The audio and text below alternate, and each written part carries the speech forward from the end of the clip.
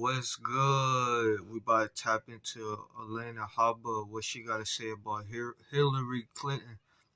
I mean, we gonna see. I mean, I feel like she gonna end up saying facts because Hillary, come on, man, ain't nobody wanted to see no Hillary sitting in trial. Come on now, you know what I mean? Hillary who? Clinton. Come on, man. She ain't gonna make no noise in no office. Stop it. She ain't gonna see nothing change, man. Come on now. But we about to tap into the video. Let's tap in. All right, today, the media mob, their coverage of the Trump trial on MSDNC, well, let's say got very weird, very fast. As former Mueller pitbull, remember Andrew Weissman? Anyway, he took a moment to declare his deep, abiding love for Judge Merchan. Take a look. As you've noted, with respect to Judge Merchan, I mean, I am like now, I have like a man crush on him. He is such a great judge that it's hard to see that the jurors wouldn't have the same impression. I mean, you just keep on thinking, if you looked in a dictionary for like judicial temperament, that's what you get. He's one of those guys that peddled the Russia conspiracy hoax lie for 3 years on a network that peddled conspiracy theories for 3 years. Isn't that sweet? Here now, Trump legal spokeswoman Alina Habba is back with us. All right, let's get your take on all of this today, Alina.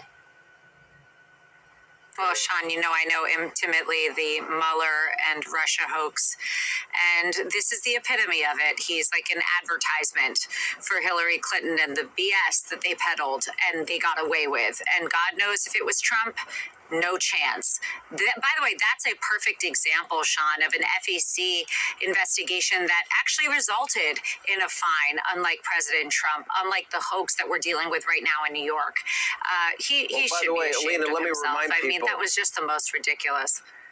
That's when she took money and funneled it through a law firm that hired an op research firm that hired a guy by the name of Christopher Steele that put together a dirty Russian disinformation lying dossier that was used to get not one but 4 FISA warrants approved, lying to a FISA court.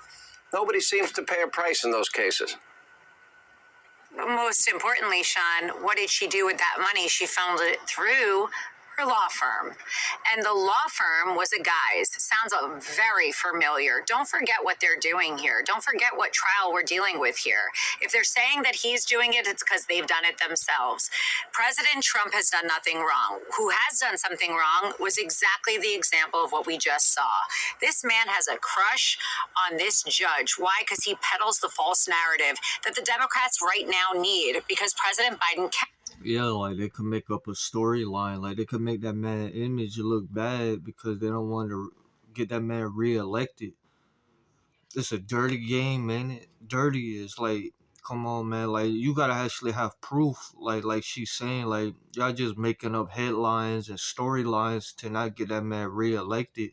But I mean, I feel like the polls is gonna show like he's gonna end up getting reelected. Y'all let me know. Let me know in the comments what y'all think. Cannot win on policies. He cannot win on immigration. He cannot win on anything. So they have somebody come up who's from back in the day and failed to acknowledge the fact that Hillary Clinton actually got an FEC violation for funneling money through a law firm, for booking it as a legal expense. That is the person that should be sitting on trial right now, not President Trump. Let me ask you, what was your take and your read? Dang, she said Hillary Clinton should be in trial, not Trump. Dang. I mean, she did. I'm pretty sure, like, you could look it up. Like, she did like some stuff that behind closed doors that it was kind of, like, suspect and it was just weird. Like, her whole, like, certain things she did was kind of weird.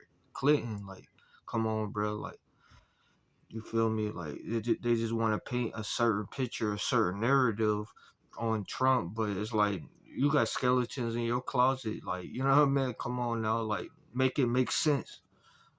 On the questions that are being asked by the jury and jury instructions that, as we pointed out, actually go against not one but 2 separate Supreme Court decisions. Yeah, I think that we have to be honest about what's going on here. For me to sit here and give America false hopes would be disingenuous. I think that realistically, this judge is going to manage these questions the way he wants. Number one, their questions are about Pecker and Cohen's testimony. Personally, I wouldn't even be looking at Cohen's testimony, Sean. I can't imagine a world in which I would care what that man said. Number two, we've got Pecker's testimony about stories, but all of them are missing one thing. President Trump, who was in the White House running what he needed to run.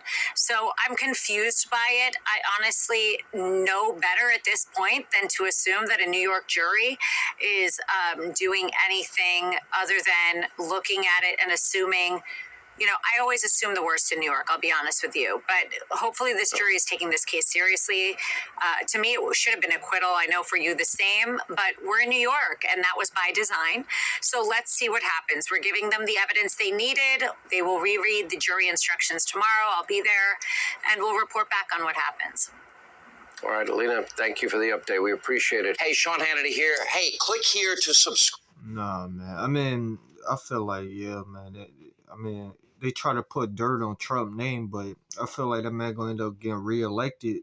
Because Hillary, she got a lot of skeletons in her closet. You know what I mean? But like, comment, subscribe, share the video. Let me know in the comments what y'all think about this whole situation. And I'm out.